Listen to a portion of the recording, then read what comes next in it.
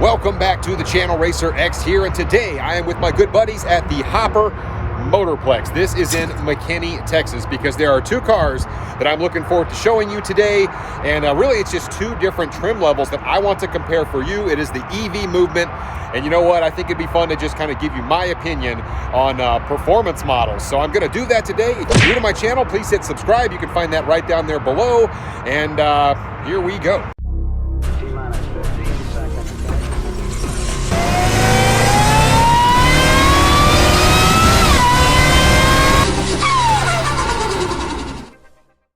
And directly behind me, you see two different cars. These are the two cars I wanted to compare for you today. These are both from Tesla.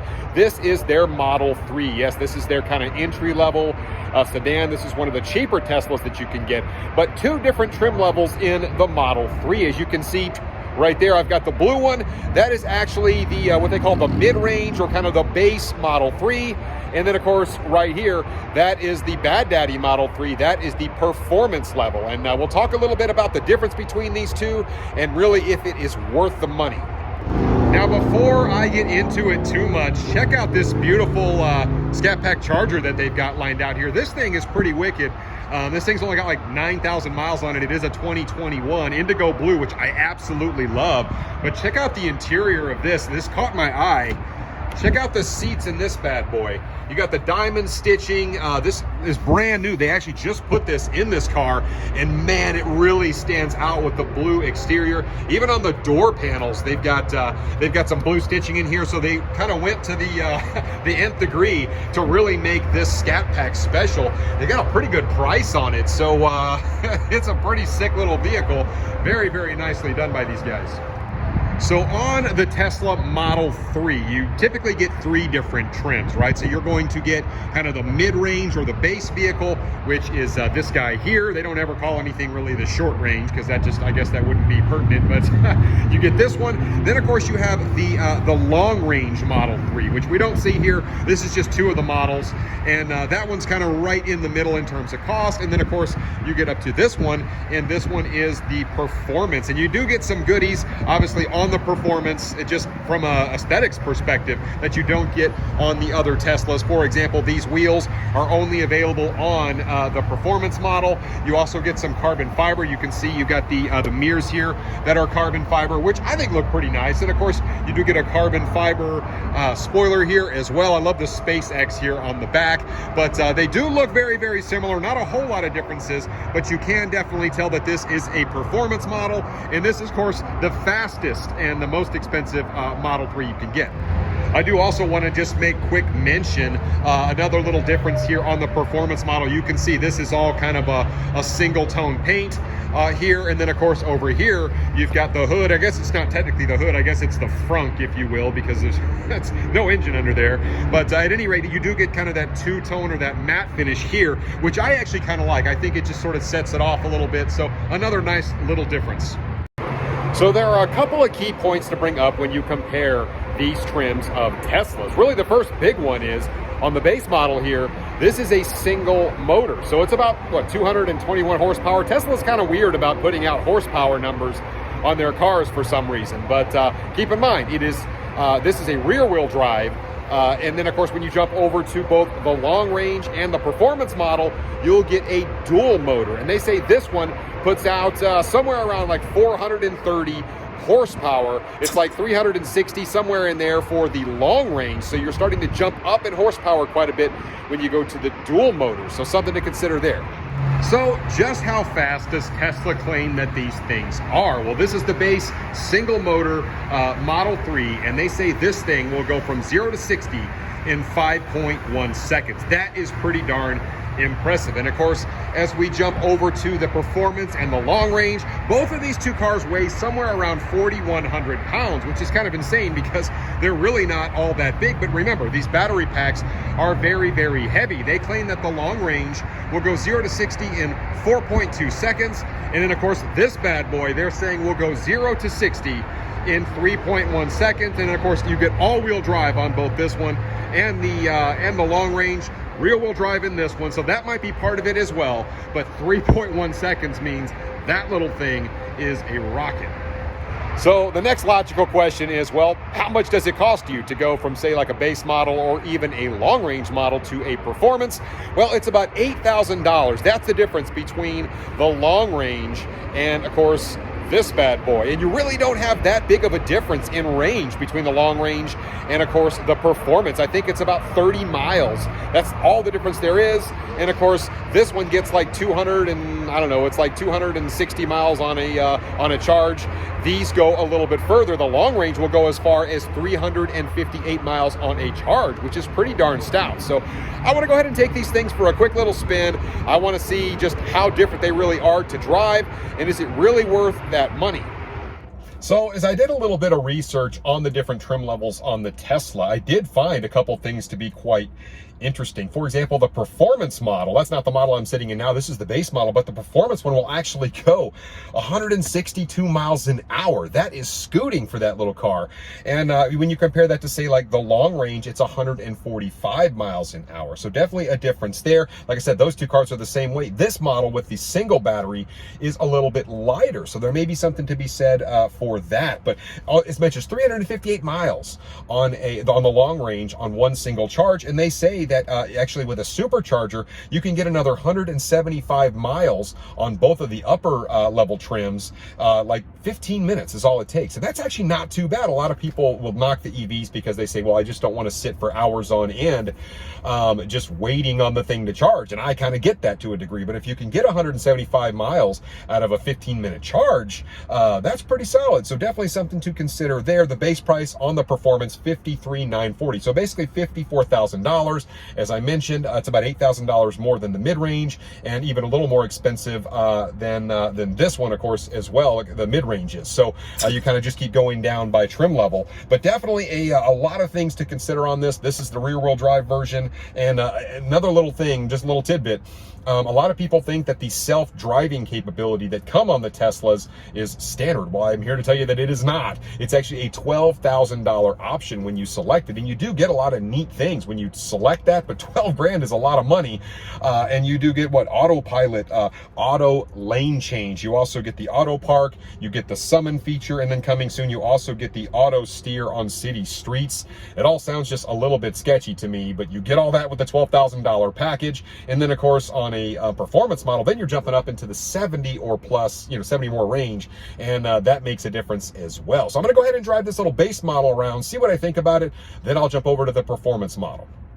Now, I do just want to take one quick second and show you what it looks like in one of these Model 3s. And it is very different because it's just so incredibly plain in here. You got phone chargers here that are wireless.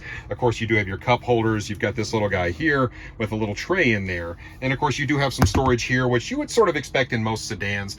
I mean, there's just not a lot, sorry about the sun there, guys, but there's not a lot going on in this car. Really, everything is done right here. And that's pretty much a trademark of Tesla. But it's weird, you don't even have a speedometer or anything right here in front of you. You literally just have a steering wheel, and you've got your, of course, your door controls with a button here, and your window controls as you would expect. Like I said, this is a little more like driving a traditional car, but I mean, literally everything you're doing on this car is right here in the center. So it's basically bare bones, except for basically a big iPad in the middle. A very different way to drive. So in the base model, I'm sitting here looking at my really nice computer display here, which is just one of the fantastic things about Teslas. And of course, as I mentioned with all Teslas, they're a little bit weird to me, like a gearhead, because they just simply don't make any noise at all. They're so incredibly quiet, but they do ride really nice. They're just a very different kind of car to drive. I will say driving this compared to like a Plaid is just really a little bit more like a car. I will say that much. At least it has a round steering wheel. You've got traditional turn signals and stuff like that, and that the Plaid doesn't have any of that. It's just so different.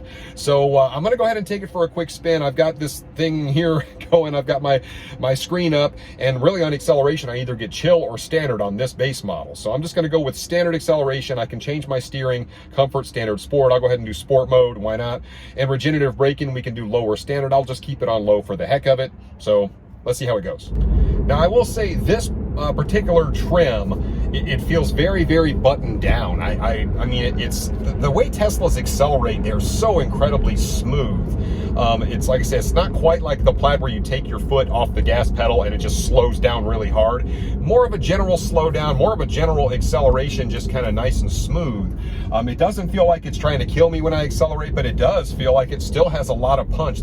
It's amazing, these electric cars, when you drive these things, because they always feel like they have so much more power than they really do. That's the weird thing about these. It's because you get all of that torque at 0 RPM. So just at any sort of a little blip of the throttle, it just gives you everything that it has. So even cruising along like this at 51 mile an hour on the access road, I just want to go to pass somebody, I lay into it. 221 horsepower, it feels like at least twice that. It's just because of the way these cars are made. So it's, even though this is the entry level Model 3, it still feels like it has a really good amount of power. It's pretty impressive. And that's another thing I will say about the Teslas. I know they're not for everybody, but they drive extremely smooth, and they're almost so quiet they want to put you to sleep. I'm not used to that, and maybe it's not my speed, but I will say, if you like a really nice, quiet car that drives really, really smooth, the Teslas are just a really, really nice thing. I mean, they make no noise, but it's just that effortless, buttery smooth acceleration that you want. And I mean, when you thump it, it really does go pretty good. Like, I'm at a stoplight here and I can just come around the corner and then it would go. And I mean, it moves pretty darn good. It's actually moving really good. Surprising how quick one of these Teslas is. And like I said, this is not even the performance model. So I'm pretty impressed. It just does not feel like a car that only has 221 horse. So what I'm going to do now, I'm going to go jump in the performance. I'm going to give you my thoughts on that, and I'll let you know, is it really worth the extra money? So now I'm actually in the performance Model 3, and I mean, it feels basically identical. Actually, this one feels a little different from a trim perspective. I think there are different ways, obviously, that you can kind of, you know, spec these things out. This one's got a kind of a darker interior. It doesn't have the carbon fiber trim like the other model did. So just a different way to sort of spec it out. But here's the big thing. This one basically makes double the horsepower of the other one, and the other one felt pretty fast. So I'm kind of looking forward to seeing if this one really is all it's cracked up to be. I mean, you wouldn't think 430 horsepower, as I mentioned. It doesn't seem like that much, but when you get all of your torque at 0 RPM, I mean, even that one felt fast. So let's see what happens. Now, one other quick thing, I went ahead and went into my display here, and on this one, instead of getting chill and normal, you get chill and sport. So just a little bit of a difference. So maybe this one's wired a little differently as well. I'm gonna go ahead and put my steering in sport mode as well. And here we go. All right, so this one is equally as smooth. I will say right away, even on initial tip in, you can really feel a big difference in how much power this car has versus the other one. And like I said, the other one didn't feel shabby whatsoever, but this one feels legitimately quick. I definitely can't lie about that. I mean, you can feel the punch this has coming out of a corner like this. It is just amazing. Electric horsepower is just, it just isn't really measured the same as regular horsepower. I mean, technically it is, but it sure doesn't feel that way. So once again, I'm coming out of a corner, a nice little stretch to go on, and just gently tip it in. You can feel nice and smooth, but the second that I want to pass somebody, oh wow. It's got a solid amount of punch to it. These electric cars are something else. They're just so different. They take a lot of getting used to for traditional muscle car and sports car guys like myself, but they are not shabby on power. And like I said, this thing is less than half the horsepower of a Plaid, but it still feels pretty darn fast. And it's kind of fun to just kind of tip in every once in a while. You get a little stretch, or you want to get over past somebody, and here, instant gratification. That's the thing with it. So, and it makes no noise. It's just so weird. Yeah. The other thing is, a car like this, I mean, it's not a light car, as I mentioned. I mean, you're over 4,000 pounds in one of these, but it just hides the weight incredibly well, because I mean, you just don't feel the weight at all. I mean, it's just the slightest little blip of the throttle and you are just absolutely gone. And boy, I mean, can you feel the difference in power between this and the other model? Absolutely. This thing feels like way more car than the other one. And like I said, you know, the other one, I mean, doesn't disappoint. But this one is legitimately fast, and that, you know, like I said, it's not as big as of a car as a Model S is. It's actually smaller, so you know, it does get the weight moving even a little bit faster in terms of just, you know, it's not got as much weight to push. So it's definitely something to consider there. But the performance model is pretty legit little car. So now that I've gotten to drive basically the base model and the performance, sort of the upper and the lower trim levels of the Model 3, I've got to say, I mean, both of them really impressed me. Obviously, the lower trim level, that one starts about 40,000. As I mentioned, this one is going to start somewhere in that like 54 range. So for 14 grand, that's a lot of money.